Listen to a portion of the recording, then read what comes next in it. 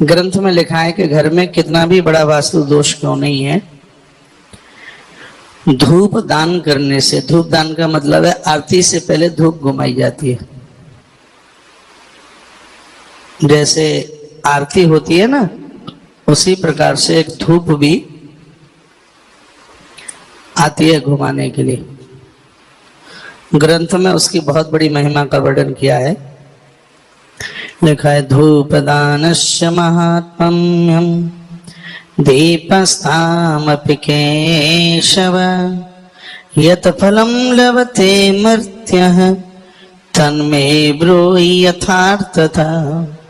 घर में दिया जलाया जाता है और घर में धूप घुमाई जाती है। इसकी जितनी बड़ाई की जाए उतनी कम है।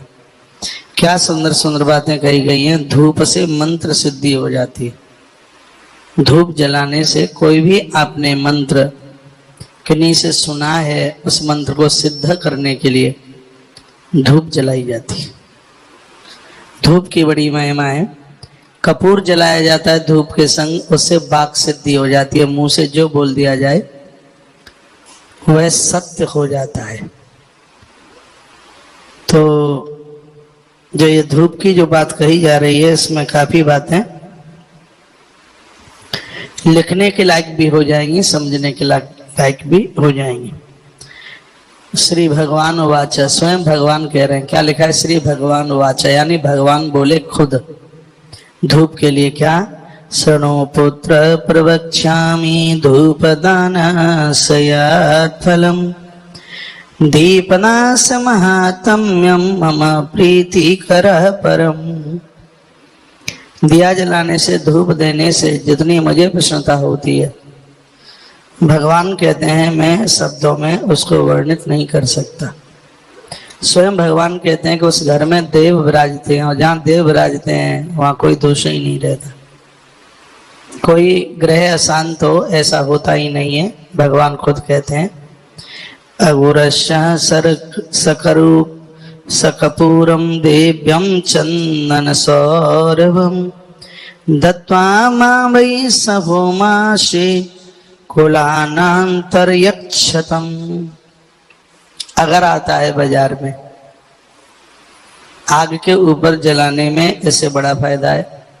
भूत प्रेत लाए बलाए कुछ टिक नहीं सकता। कपूर, घर में तुतले बच्चे हैं, उनके हाथों से आग के ऊपर कपूर जलवाया जाए धूप में मिला करके, थोड़ा उसमें सफेद चंदन भी डाला जाए।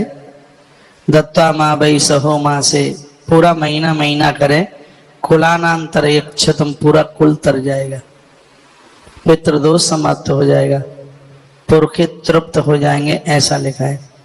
कृष्णा गुरु समिथेनम धूपेन चममालयम धूपयेद वैष्णव यस्तु समुक्तो नरकार्णवात। वैष्णव लोगों के लिए धूप बहुत बड़ा यज्ञ है। धूप देने से, घर में धूप जलाने से व्यक्ति को कभी भी नरक का मुंह नहीं देखना पड़ता, ऐसा लिखा है।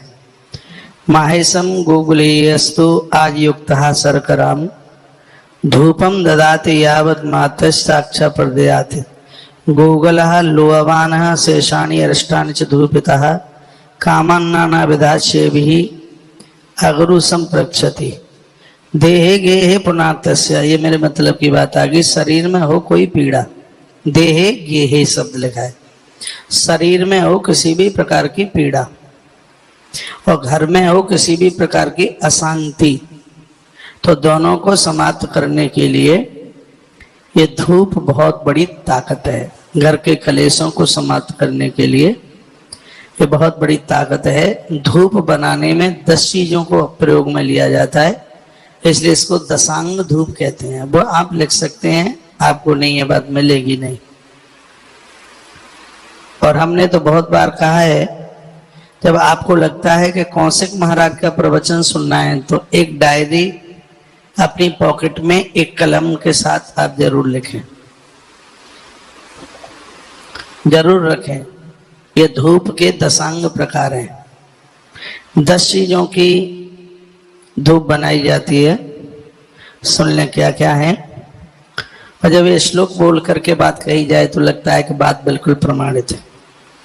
लिखा जात पुष्प मथैलाचम गुगुल हरितकी कूटः सर्जरश्चैव गुडशैलाक्षडस्तथा नखयुक्तानि चैतानि दशांगो धूपोच्यते। ये धूप के 10 अंग हैं, 10 चीजों से धूप बनती है। लिख लें, एक है जाति पुष्प। ये बाजार में जो बिकाऊ जो चीजें हैं तो कुछ भी नहीं है, ऐसे पत्ता पुत्ता है। जो एक धूप की बात कही जा रही है, धूप ये 10 चीजों को मिलाकर के बनती है। इसको धूप के 10 अंग और कहा गया है। और ये मैं कोई कंपटीशन तो नहीं करता हूं। हाँ, बात बड़े डंके की चोट प्रमाणित और बड़े वजन के साथ मैं कहता हूं। यहां से आज वास्तु दोष को समाप्त करने के लिए एक धूप की महिमा का वर्णन किया जा रहा है। मेरे निवेदन पर आप 1 महीना कर लें। 1 महीने में तो आप प्रमाण देना शुरू कर देंगे अपने घर के।